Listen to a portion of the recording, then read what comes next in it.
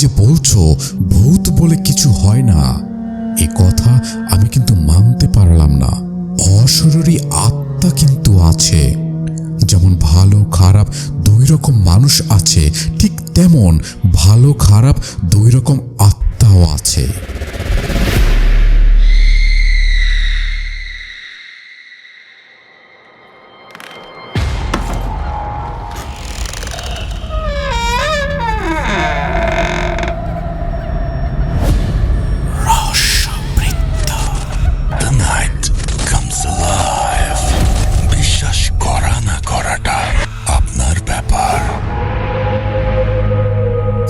Listeners, রহস্যবৃত্তের আরও একটি নতুন ঘটনাকে কেন্দ্র করে নতুন আরও একটি এপিসোডে স্বাগতম জানিয়ে সাথে আছি আমি বিপ্লব। সময় হয়েছে আজ নতুন আরও একটি ঘটনা শোনানোর। আর ঠিক এই মুহূর্তে যে ঘটনাটি শোনাতে যাচ্ছি সেই ঘটনাটি পাঠিয়েছেন আমাদের সবার সম্মানিত এবং সর্বজন প্রিয়রঞ্জন ভট্টাচার্যের পাঠানো একটি ঘটনাকে কেন্দ্র করে। কোনরূপ কালক্ষেপণ না করে শুনে আসব আজকের ঘটনাটি।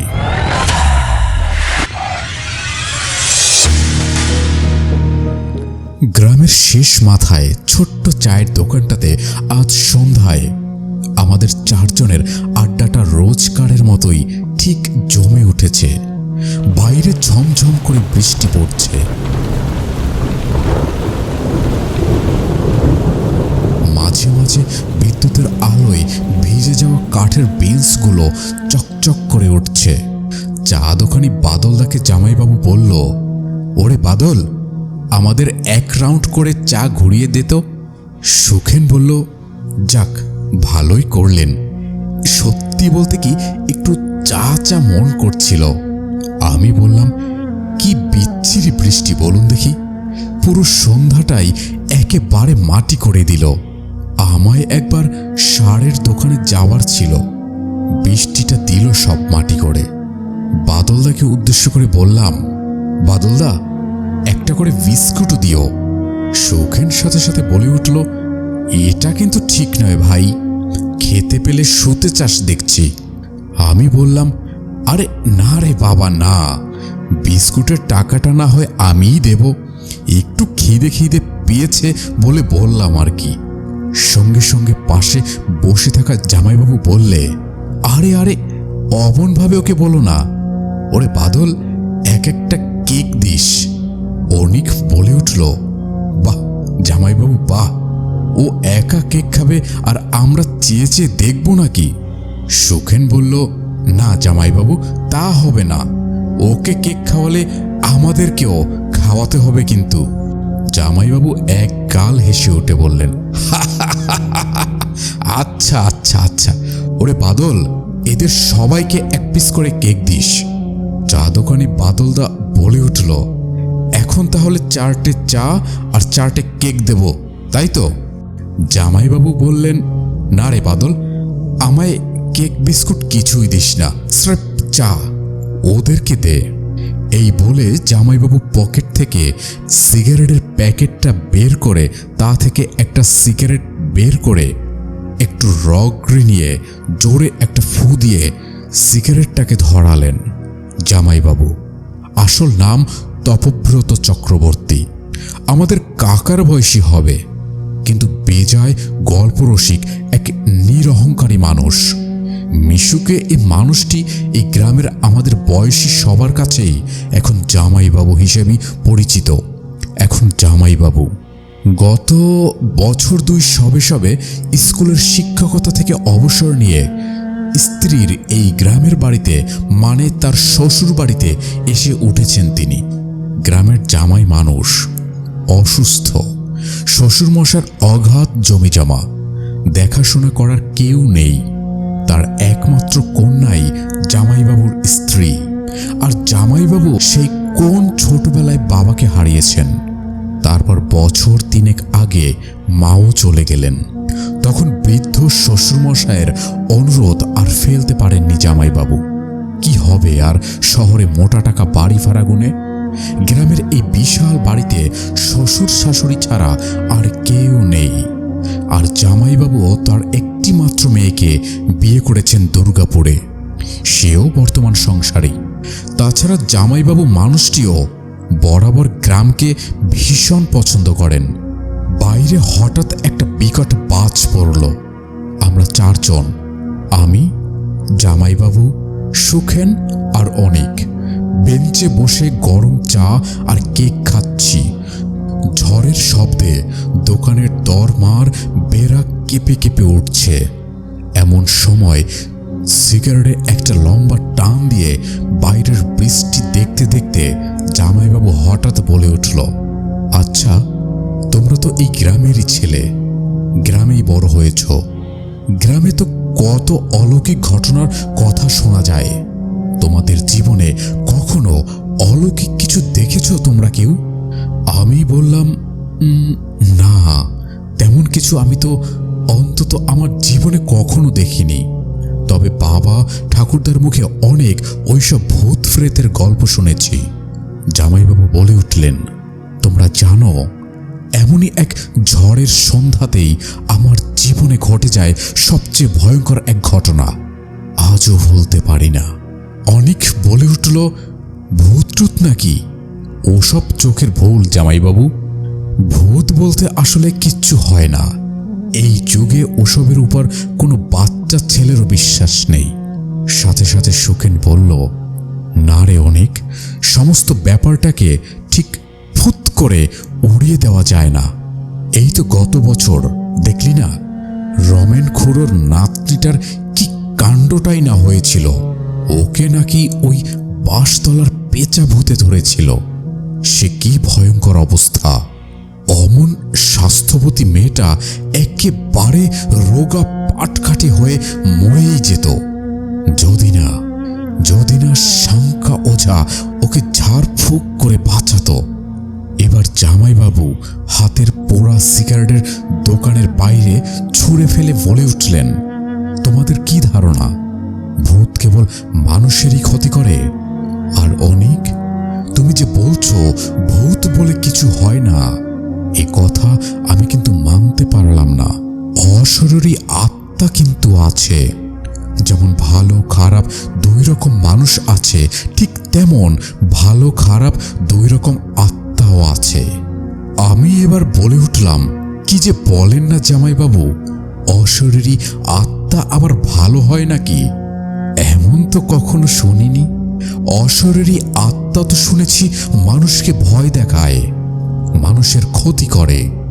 জামাইবাবু এবার একটু মুচকি হাসলেন, তারপর বলে উঠলেন, যদি তোমরা আমার কথা বিশ্বাস করো, তবে তোমাদের এমন দুটো ঘটনা শোনাতে পারি যেটা ভূত সম্পর্কে তোমাদের ধারণাটাই বদলে দেবে। সুখেন অবাক হয়ে বলে উঠল, কিরকম জামাইবাবু, কিরকম বলুন তো? অনিক বলল, হ্যাঁ বলুন। আজ তো তাহলে নতুন ধরনের গল্প একেবারে জমে ক্ষীর। এমন আবহাওয়ায় ভৌতিক গল্প ছাড়া কি চলে? বলুন, শুনি তবে। আমি এক চুমুকে শেষটুকু চা খেয়ে নিলাম। দৌড়ের অন্ধকারে বজ্রপাতের ঝলকানি।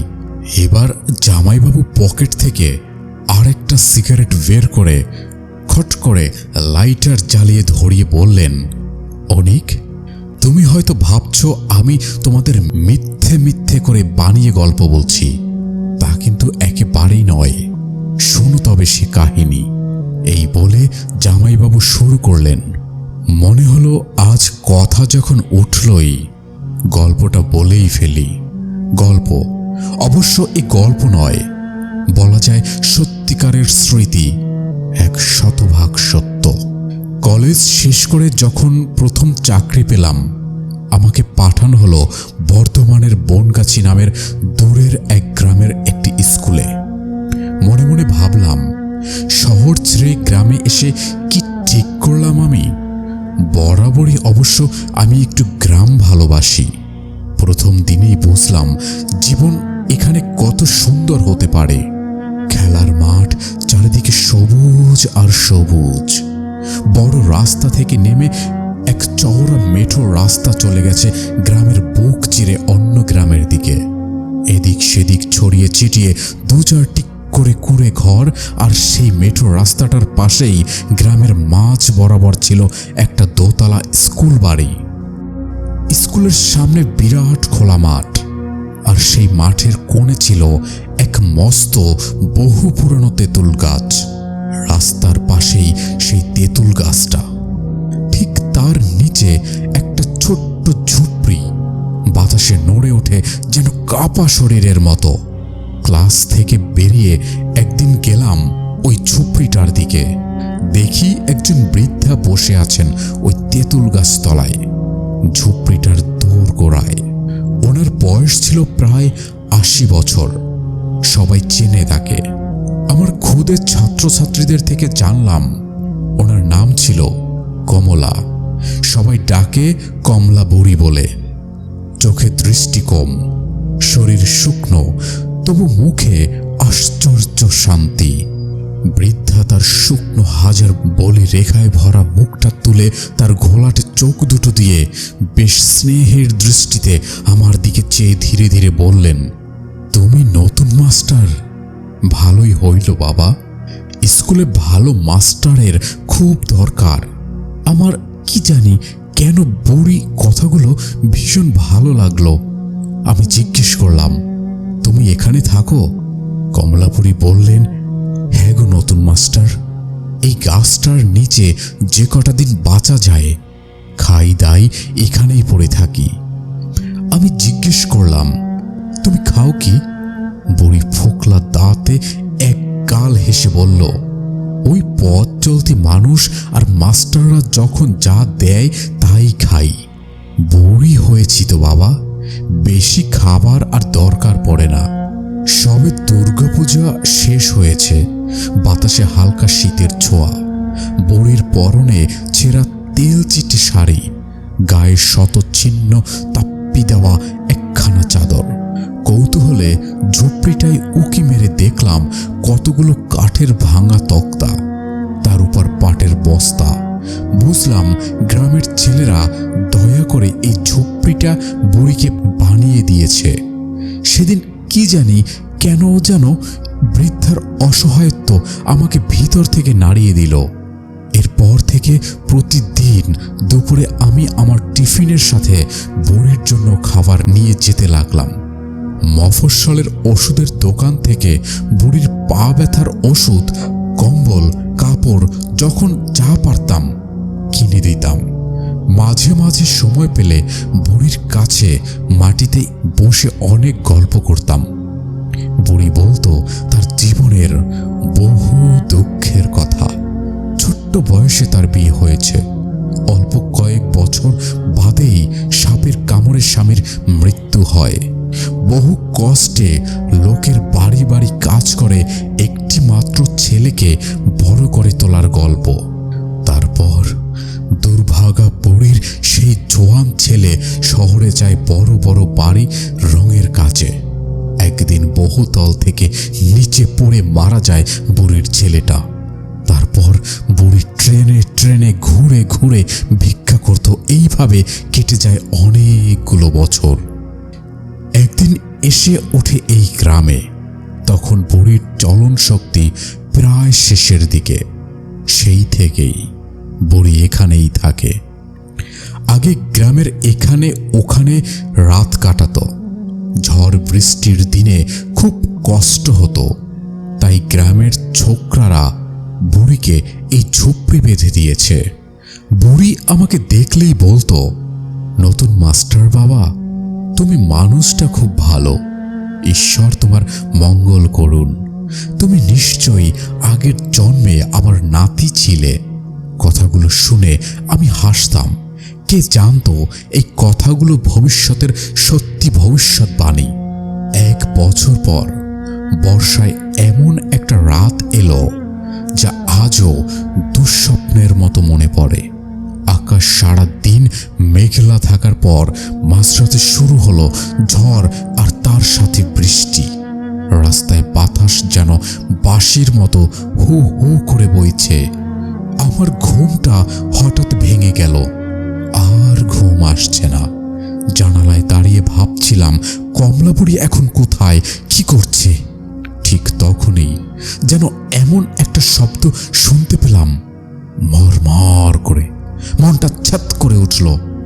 গাছের ডাল ভাঙার মতো আওয়াজ, কিন্তু কোথাও ডাল ভাঙেনি। শব্দের উৎস ঠিক বুঝতে পারলাম না।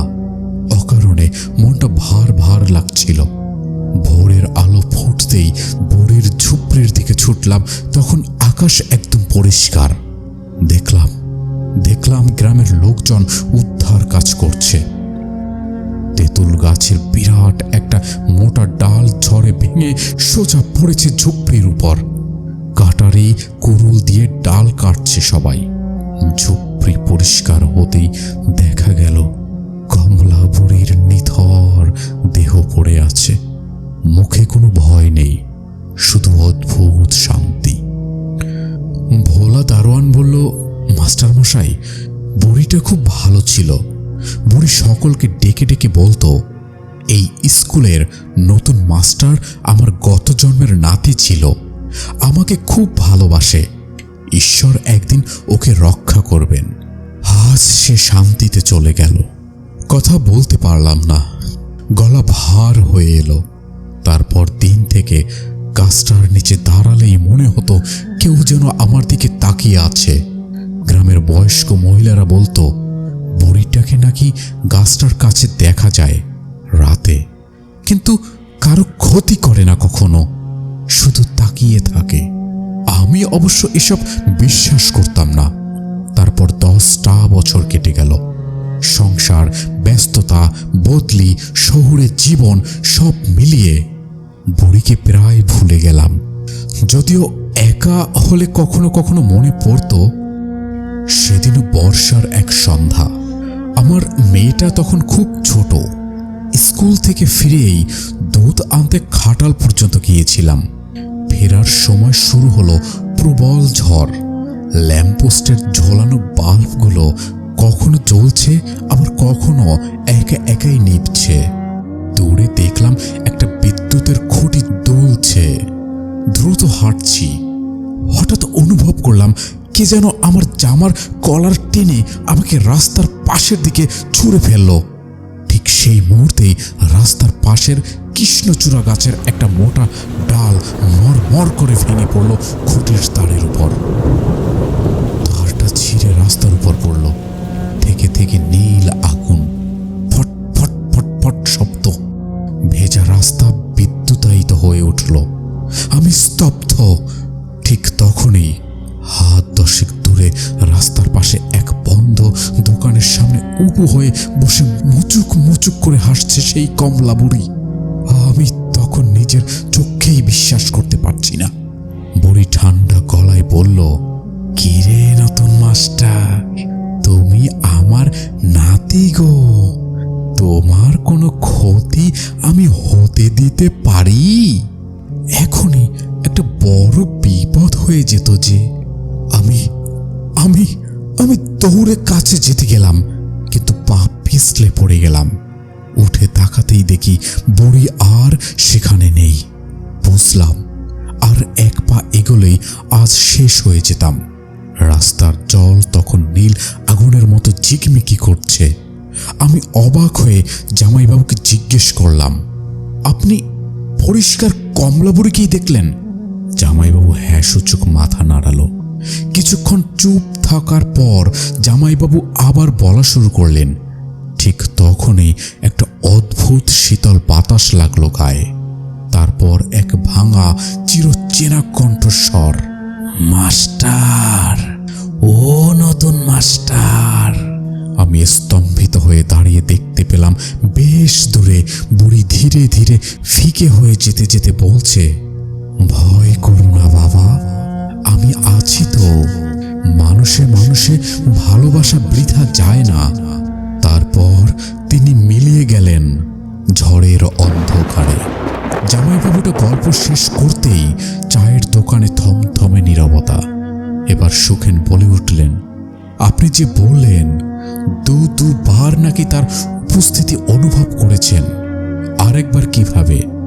জামাইবাবু এবার বললেন, হ্যাঁ গো, সে ঘটনা তো এই বছর 3 আগের কথা। সেই ঘটনাটাও তাহলে বলি শোনো। স্কুলের এক বিশেষ কাজে কিছু কাগজপত্র নিয়ে যেতে হয়েছিল আমায় হুগলি জেলার এক প্রত্যন্ত গ্রামের স্কুলে। বুঝতেই পারছো, রিটায়ারমেন্টের 8 মাস বাকি। আমি তখন স্কুলের অ্যাসিস্ট্যান্ট হেডমাস্টার। প্রচুর দায়িত্ব। সে যাই হোক, সেটি ছিল ভোটের সময়। আর কিছুদিন বাদেই পঞ্চায়েত নির্বাচন। গেলাম হুতুমপুর উচ্চ বিদ্যালয়ে। সেখানে কাজকর্ম মেটাতে মেটাতে বেশ খানিকটা সময় চলে গেল। হলো কি, এক মহা সমস্যা। দুটো পার্টিতে কি সব গন্ডগোল বাধায় স্কুল থেকে যে স্টেশন পর্যন্ত আসব সেই বাস গেল বন্ধ হয়ে। মহা বিপদ। কি করি? হাঁটতে হাঁটতে কোনো মতে এলাম বড় রাস্তায়, কিন্তু এখন বাস নেই। কিভাবে যে স্টেশনে পৌঁছাবো ভেবে কুল কিনারা করতে পারছি না। একটা রিক্সাও চোখে পড়ছে না আমার। এদিকে শীতের বেলাও গড়িয়ে যাচ্ছে। ওই লাইনে ট্রেনও খুব কম। যদি ট্রেন মিস করি, কখন যে আর বাড়ি ফিরবো তাও জানি না। আদৌ বাড়ি ফিরতে পারবো কিনা সেটা নিয়েও খুব চিন্তা হতে লাগলো আমার। রাতে থাকবো কোথায়, খাবো কি? হঠাৎ দেখি একটা জোয়ান রিক্সা চালক বেশ জোরে আমার দিকে এগিয়ে এসে দাঁড়িয়ে গেল। তারপর আমায় জিজ্ঞেস করলো, মাস্টারমশাই, আপনি স্টেশনে যাবেন? আমি তো অবাক। এই লোকটা জানলো কিভাবে যে আমি মাস্টারমশাই আর আমি স্টেশনে যাব বলে দাঁড়িয়ে আছি? আমি তখন যেন হাতে চাঁদ পেয়েছি। কোনো ভাড়ার কথা জিজ্ঞেস না করেই রিকশায় উঠে বসলাম। রিকশা এগিয়ে চলছে। আমি সেই ছেলেটিকে জিজ্ঞেস করলাম, ভাই, তুমি কিভাবে জানলে যে আমি মাস্টারমশাই? রিকশা চালক ছেলেটি চালাতে চালাতেই উত্তর দিল, শুনছেন তো, আজ গন্ডগোলের কারণে বাস বন্ধ। আর কিছু বাদেই হয়তো রিকশা পাতিও বন্ধ হয়ে যাবে। আমি তো বাড়ি ফিরেই যাচ্ছিলাম। ওই দোকানের বেঞ্চে বসে থাকা বুড়ি বলল, ওরে হতভাগা, আমার নাতনিটার খুব বিপদ। একবার স্টেশনে ছেড়ে দিয়ে আয় বাবা, না হলে যে মাস্টারমশাই মানুষ মহা বিপদে পড়বে। এখানের কিছুই চেনে না। নিয়ে যা বাবা। বলবি কমলা বুড়ি বলেছে ডাবল ভাড়া দিতে তোকে। দেখবি মাস্টার খুব ভালো মানুষ। আমার নাম শুনলেই তোকে ঠিক ডাবল ভাড়াটাই দেবে। এখান থেকে ভাড়া 50 টাকা। 100 টাকার লোভেই এলাম মাস্টারমশাই। আমার তখন মুখ থেকে কোনো কথা সরছে না। ভাবছি এখানেও তুমি আমাকে রক্ষা করবে বলে পাশে পাশে আছো। আমি 2 হাত জোর করে কমলা বুড়িকে প্রণাম জানালাম। বাইরে ঠিক তখনই একটা প্রচণ্ড জোরে সরে বজ্রপাত হলো। দোকানের টিনের চাল কেঁপে উঠল। অনেক চুপচাপ। চা সকলের জন্য বাদলদাকে বলেই জামাইবাবুকে বলল, মানে আপনি বলছেন বুড়ি সত্যি আপনাকে এভাবে এত বছর বাদেও সাহায্য করেছিল? জামাইবাবু আবার ধীরে মাথা নাড়ালেন। হ্যাঁ, চোখের সামনে তাকে দেখেছি। অনেক বলল, এ তো সত্যিকারের অশরীরী রক্ষক, লোকের বানানো গল্প নয়। জামাইবাবু একটু হাসলেন। এবার চায়ের কাপে লম্বা চুমুকে শরীর গরম হলো। জামাইবাবু ধীরে ধীরে বললেন, জীবনে আজও মনে হয় ঝড় বৃষ্টির দিনে কেউ আমার মাথার উপর একটা অদৃশ্য ছাতা ধরে দাঁড়িয়ে থাকে। আর ঠিক তখনই দূরের রাস্তার খুঁটির আলো পট করে নিভে গেল। আমরা তাকিয়ে রইলাম বাইরে। জোরে হাওয়া বইছে। চায়ের দোকানের ছায়ার যেন এক মুহূর্তের জন্য মনে হলো সাদা কাপড়ে ঢাকা কেউ দাঁড়িয়ে আছে, মুখে সেই কোমল হাসি। তারপর পরের ঝলকানিতে ছায়া মিলিয়ে গেল অন্ধকারে। আমি বললাম, কমলা বুড়ি, আজও আছেন আপনি? ফিস ফিস করে অনেক বলল, জামাইবাবু, জামাইবাবু, আপনি সত্যি আশীর্বাদ ধন্য। চা দোকানদার বাদলদা গামছায় হাত মুছতে মুছতে বলল, ভালোর শক্তি কেউ হারাতে পারে না জামাইবাবু, তাই তো বেঁচে ফিরলেন। জামাইবাবু কেবল নীরবে হাসলেন। আর আমি মনে মনে বললাম, ধন্যবাদ ঠাকুমা, তোমায় কখনো চোখে দেখিনি বটে, তবু তোমাকে প্রণাম। আমাদেরকেও তুমি আগলে রেখো। ডিয়ার লিসেনার্স, এই ছিল আজকের ঘটনা। অশরীরী কেবল মানুষকে ভয় দেখায় না, বরং কিছু কিছু অশরীরী আশীর্বাদ স্বরূপ মানুষকে সাহায্য করে। আজকের ঘটনাটি কেমন লাগলো সেটা অবশ্যই লিখে জানাবেন, এবং আপনার সবচেয়ে ভয়ঙ্কর ভাবনা বা অনুমান নিচের কমেন্ট বক্সে লিখে যান। আমরা জানতে চাই এই রাতে আপনি একা নন। যদি এই অন্ধকার জগতের পরবর্তী অধ্যায়গুলো শুনতে চান, তবে এখনই সাবস্ক্রাইব করুন এবং নোটিফিকেশন অল করে রাখুন। দেখা হবে, গল্প হবে পরবর্তী এপিসোডে। সে পর্যন্ত ভালো থাকবেন। আজকে এখানেই বিদায় নিচ্ছি। ধন্যবাদ।